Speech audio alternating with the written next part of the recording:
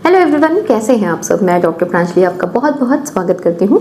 दोस्तों, आज हम बात करने वाले हैं एडियो में दर्द यानी कि हील पेन के बारे में। ये एक ऐसा दर्द है जिसमें आपके बहुत सारे रीज़न हो सकते हैं आपके एडियो में यानी कि हील में पेन के पीछे। आज मैं इसके कुछ जो मुख्य कारण हैं वो बताऊँगी, साथ ही साथ आपको कैसे लक्षण मिले जिससे आपको पता चले कि आप किस तरह की बीमारी है, और होम्योपैथी की कुछ बहुत ही अच्छी दवाएं जो आपको इस हील पेन में काफ़ी ज़्यादा लाभप्रद रहेंगी। तो आप इस वीडियो को अंत तक जरूर देखें, क्योंकि इसमें कैसी डोजेज यूज़ करना है, कितने लंबे समय तक आपको इसका प्रयोग करना है, ये सारी चीज़ें हम इस वीडियो में डिस्कस करेंगे। तो देर ना करते हुए चलिए फटाफट से वीडियो को शुरू कर लेते हैं। दोस्तों, अब आप सभी होम्योपैथिक मेडिसिन हमारी वेबसाइट plankhomeopathy.com से खरीद सकते हैं। साथ ही साथ मैंने अपने क्लिनिकल एक्सपीरियंस से मोस्ट कॉमन डिजीज के कॉम्बिनेशंस भी प्रिपेयर कराए हैं, जिसे भी आप हमारी वेबसाइट से परचेज कर सकते हैं। ये कॉम्बिनेशंस मेरे सुपरविजन में टॉप मेडिसिन के साथ एक्सपर्ट्स द्वारा प्रिपेयर करी जाती हैं, ताकि आपको हाई क्वालिटी मेडिसिन मिल सके। तो एक बार आप हमारी वेबसाइट पे जरूर विजिट करें, इसका लिंक आपको डिस्क्रिप्शन में मिल जा रहा है। दोस्तों, हील पेन एक बहुत ब्रॉड सिम्टम है। उसमें बहुत सारे रीजंस हो सकते हैं आप में हील के पेन होने के। जो सबसे ज्यादा देखने को मिलते हैं उसमें सबसे पहला है प्लांटर फेसाइटिस। ये एक इन्फ्लेमेटरी कंडीशन है प्लांटर फेशिया का, जो आप में सुबह उठते से, जब आप उठते हैं, आप पैर रखते हैं तो आपको बहुत तेजी से आपके पैरों में, आपके हील्स में पेन आता है। दूसरी कंडीशन होती है हील स्पर की। हील स्पर यानी कि आप में कहीं आपके एडियो के साइड से कुछ ओवर ग्रोथ हो गई है, आपकी हड्डी बढ़ गई है, जिसे हम नॉर्मल लैंग्वेज में बोलते हैं। इसमें आपकी हड्डी के बढ़ जाने की वजह से जब आप पैर रखते हैं तो आपको ऐसा लगता है कुछ सुई की तरह आपके हील्स में चुभ रहा है, और वो बहुत शार्प शूटिंग पेन होता है। थर्ड कंडीशन होती है अर्थराइटिस की। अगर आप किसी अर्थराइटिस बीमारी से सफरर हैं, जिसमें इवन यूरिक एसिड हो सकता है, ऑस्टियोआर्थराइटिस हो सकती है, रूमेटॉइड अर्थराइटिस की कंडीशन हो सकती है, इसमें भी आपको हील में बहुत ज्यादा पेन महसूस हो सकता है। तो एक कॉमन कंडीशन अर्थराइटिस पेशेंट में भी देखने को मिलती है। इसके अलावा दोस्तों, फ्रैक्चर या इंजुरी की कंडीशन। बहुत बार ऐसा होता है कि हमें बहुत स्मॉल फ्रैक्चर आपके बोन पे हुआ होता है, वो आपके ओवर यूज ऑफ बोन के वजह से हो सकता है कि जैसे आप बहुत ज़्यादा चले हैं या बहुत लंबे समय तक खड़े रहते हैं, कुछ लिफ्टिंग की है, उसकी वजह से आपके पैर पे स्ट्रेन किया और कहीं क्रैक आ गया, उसके वजह से आपको लगातार पैर में दर्द बना रहेगा। तो अगर इंजुरी हुई है तो भी वो आपके हील में पेन के पीछे एक बहुत बड़ा कारण हो सकती है। इसके अलावा दोस्तों, ओबेसिटी एक बहुत बड़ा रीजन है आजकल हील में पेन का। अब सिंपल सी चीज़ है, उसको समझे कि अगर आपका शरीर में जो बोन्स हैं अंदर से कमज़ोर हैं और आप उसको लगातार ज़्यादा वजन दे रहे हैं होल्ड करने के लिए, तो ज़्यादा वजन आपके कुछ मेन जॉइंट्स हैं, जैसे कि हिप जॉइंट हो गया, नी जॉइंट हो गया, एंकल जॉइंट हो गया, नीचे हील हो गया, इन पे ज़्यादा पड़ता है, क्योंकि आपके पूरे शरीर का वजन उन जॉइंट्स पे है।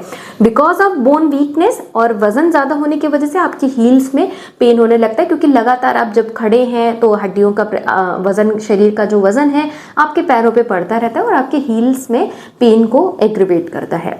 लास्ट जो कि बहुत ज़्यादा कॉमन मिलता है वो है पुअर पॉस्चर। आप ना चाहते हुए भी, आपको पता नहीं होता, आप खुद ही अगर इस चीज़ से सफर हैं, आप समझिएगा कि आप अपने एक पैर पे ज़्यादा प्रेशर देते हैं comparison to your another leg. उसमें आप जिस पैर में ज़्यादा प्रेशर, आप देखिए कभी आप खड़े होते होंगे तो उस तरफ थोड़ा सा स्ट्रेन दे के खड़े होते होंगे, तो उससे पुअर पॉस्चर की वजह से भी आपकी हील्स पे ज़्यादा प्रेशर जाता है, जिसकी वजह से आपको दर्द होने लग जाता है। या फिर आपके जो फुटवेयर्स हैं वो आपके सही नहीं होने की वजह से, उनकी सोल बहुत हार्ड होने की वजह से, या कहीं ऐसा उसका स्ट्रक्चर है जिससे आपकी वो हील्स पे ज़्यादा प्रेशर क्रिएट कर रहा है, या आप बेयर फूट रहते हैं यानी कि नंगे पाँव आप घर में बहुत ज़्यादा रहते हैं, तो आपके लगातार नीचे हील की तरफ आपके प्रेशर बना रहता है, जिससे भी आपको हील्स में पेन होने लगता है। तो कारणों पे आपको अपने एक्चुअल वर्क करना है। अगर इनमें से कोई भी आप कारण से सफर हैं तो उस पर पहले फोकस करें, और जब आप उस पर फोकस करेंगे आप स्वयं ही देखेंगे आप में काफ़ी अंतर देखने को मिल रहे हैं आपके सिम्टम्स में। उसके बाद आप दवा लेंगे तो आपको बहुत क्विक और अच्छा रिजल्ट देखने को मिलेगा। अब बात कर लेते हैं इनके लक्षणों के बारे में। तो लक्षण जैसे सिम्टम्स हैं या जो रीज़न है वैसे ही आपको लक्षण देखने को मिलेंगे कि सुबह जब आप उठते हैं तो आपको अपने पैरों में बहुत तेज़ी से दर्द रहता है, चुभन सी महसूस होती है, आपको जो बहुत बार ऐसा है कि एडियो में एक ऐसा लगेगा कि किसी ने ऐसे लोहे के ऊपर यानी कील के ऊपर आपको खड़ा कर दिया, ऐसा शार्प पेन देखने को मिल सकता है। इसके अलावा आपको जब आप ज़्यादा चलते होंगे तो एग्रीवेशन होता होगा, रेस्ट करते हैं तो थोड़ा आराम मिलता होगा आपको। बहुत बार ऐसा है कि एंकल में अगर ये माइल्ड फ्रैक्चर की वजह से हो रहा है तो आपके एंकल से लेकर नीचे फुट एरिया में आपको हल्की सूजन सी भी देखने को मिल सकती है। तो इस तरह के लक्षण आपको देखने को मिलेंगे अगर आप इनमें से किसी भी बीमारी से सफर हैं तो। अब बात कर लेते हैं होम्योपैथी की कुछ बहुत ही अच्छी दवाएं जो आपको इसमें बहुत ज़्यादा लाभप्रद होंगी, लेकिन अपने कॉजेस पे काम करेगा और उसके बेसिस पे जब आप दवा खाएंगे तो आपको काफ़ी क्विक रिजल्ट देखने को मिलेगा। नंबर 1 मेडिसिन है दोस्तों रेस्ट्रॉक्स। आपको 30 पोटेंसी में प्रयोग करना है। ये उन लोगों के लिए बहुत अच्छी है जिनको थोड़ा सा भी चलना यानी कि जो फर्स्ट स्टेप है या मतलब जो आपका पहला कदम है वो बहुत ज़्यादा पेनफुल महसूस होता हो।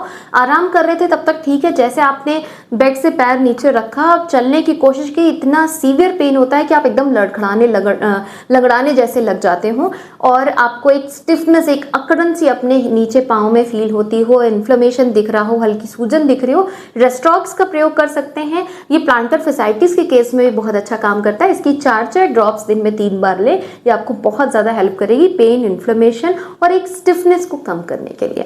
नेक्स्ट आपको लेनी है आर्निका मॉन्टाना। आप 30 पोटेंसी में ले सकते हैं। उन लोगों के लिए बहुत अच्छी काम करती है जिनको बहुत ज़्यादा लेग एक्सर्शन होता है, यानी कि आप बहुत देर तक खड़े रहते हैं, बहुत हेवी एक्सरसाइजेस करते हैं, कुछ ऐसे रूटीन में है जिसमें आपके पैरों को बहुत ज़्यादा एक्सर्शन पड़ता हो और उसके बाद आपके हील्स में अगर दर्द बढ़ जाता है, आपको स्वेलिंग सी महसूस होने लगती है, ऐसा लगता है कि तुरंत कोई अच्छे से पैरों को दबाए तो थोड़ा आराम मिलेगा, तो आर्निका मॉन्टाना लीजिए। 4 बूंद करके दिन में 3 बार, ये आपके इस ब्रूस्ड फीलिंग को भी कम करेगा, ओवर एक्सर्शन की वजह से जो आपके पैरों में दर्द आ रहा है उसको भी कम करेगा और आप में इन्फ्लेमेशन को, स्वेलिंग को कम करने में हेल्प करेगा। 3rd मेडिसिन है दोस्तों कैलकेरिया फ्लोर। बहुत अच्छी काम करती है। आप 6 पोटेंसी में प्रयोग कर सकते हैं हील स्पर के केस में।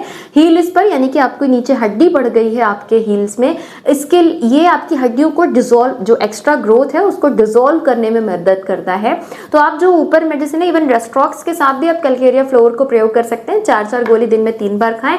ये आपके जो अंदर ओवर ग्रोथ है उसको कम करेगा। जैसे जैसे ग्रोथ आपकी कम होती जाएगी, इसकी आपके दर्द में भी आराम आएगा और आपका जो हड्डी बढ़ी हुई है वो भी कम होने लग जाएगी। नेक्स्ट मेडिसिन है दोस्तों पल्सटिला। 30 CH पोटेंसी में आप प्रयोग कर सकते हैं। ये उन लोगों के लिए बहुत बेनिफिशियल है जिनको अगर पैरों में जो दर्द रहता है और अगर वो गर्म पानी से सिकाई करते हैं तो दर्द बढ़ने लग जाता हो।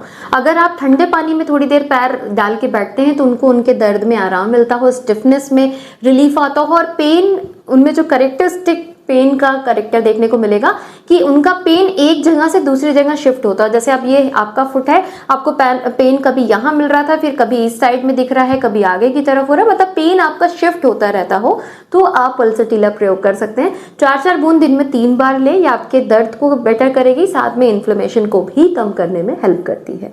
नेक्स्ट मेडिसिन है दोस्तों साइलेशिया 3X। ये भी काफी हेल्पफुल रहती है हील स्पर और इन्फ्लेमेशन की कंडीशन में। अगर आपकी हड्डी बड़ी है, साथ में आपको सूजन है और बहुत ज़्यादा सेंसिटिविटी है, मतलब जैसे ये आपका फुट है, ये हील वाला एरिया है, यहाँ आपके एक्सरे में दिखा कि आपकी हड्डी बड़ी, लेकिन जैसे अगर आप यहाँ टच करते हैं पेशेंट एकदम चीखने लग जाए, उसको बहुत ज़्यादा सेंसिटिविटी रहे उस पर्टिकुलर एरिया में, वीकनेस अंदर से फील हो बहुत ज़्यादा, एक तो पेशेंट भी बहुत पतला दुबला सा हो और हड्डियों में भी उसको काफ़ी ज़्यादा वीकनेस और दर्द सा महसूस होता हो, तो साइलेशिया आप 6x 4 गोली दिन में 3 बार दे सकते हैं। ये दर्द को भी कम करेगा, साथ ही साथ इसकी बोन में स्ट्रेंथ बढ़ाएगा और जो एक्स्ट्रा ग्रोथ हुई है उसको कम करने में भी लाभप्रद रहेगा। तो इनमें से जो आपको सबसे ज़्यादा सुटेबल लग रही है अपनी परेशानी के अकॉर्डिंग आप उस दवा का चयन कर सकते हैं। अगर 2 सिमिलर हैं तो आप 10 मिनट के अंतराल पे 2 सिमिलर दवाओं को भी ले सकते हैं जो आपके अगर सिम्टम्स से मैच कर रही हैं। अगर बहुत लंबे समय से सफर है तो कम से कम 2 से 3 महीने आप इनका सेवन करें। और अभी अगर अचानक से जैसे इंजरी के बाद आपको दिक्कत हुई तो सिर्फ 1 हफ्ते से 10 दिन आप इनका सेवन करें, ये आपको उससे रिकवर होने में काफ़ी ज़्यादा हेल्प करेंगी। हील स्पर के केस में आपको अपने पोस्चर का बहुत अच्छा ध्यान रखना है। आप अपनी ऑर्थोपेडिक्स जो फुटवेयर होती हैं वो प्रयोग करें, एक सॉफ्ट स्पॉन्जी फुटवेयर यूज़ करें, बहुत लंबे समय तक खड़े नहीं रहें। अगर बहुत ज़्यादा दर्द होता है तो आप जो है गर्म पानी में सेंधा नमक डाल के, जिसे एप्सम सॉल्ट कहते हैं, डाल के प्रयोग कर सकते हैं। उससे आपकी स्वेलिंग में भी कमी आती है, स्टिफनेस में भी काफ़ी आराम मिलता है। और अगर किसी को इससे रिलीफ नहीं रहता तो कोल्ड वाटर का भी एप्लीकेशन कर सकते हैं, कोल्ड से भी काफ़ी हेल्प मिलती है। तो दोनों में से जो आपको बेस्ट सूट करता है, अपने सिम्टम्स के बेसिस पे आप उसका प्रयोग करें, आपको काफ़ी अच्छा रिजल्ट देगा। आशा करती हूँ ये वीडियो आपको पसंद आया होगा। वीडियो अच्छा लगा हो तो उसे लाइक ज़रूर करें, शेयर करें ज़्यादा से ज़्यादा लोगों तक, ताकि वो भी अपनी परेशानियों को ठीक रख सकें विदाउट एनी साइड इफेक्ट। मिलते हैं इसी तरह की इन्फॉर्मेटिव वीडियोज़ के साथ, तब तक के लिए अपना ध्यान रखें, सुरक्षित रहें। Thank you so much, stay safe and healthy.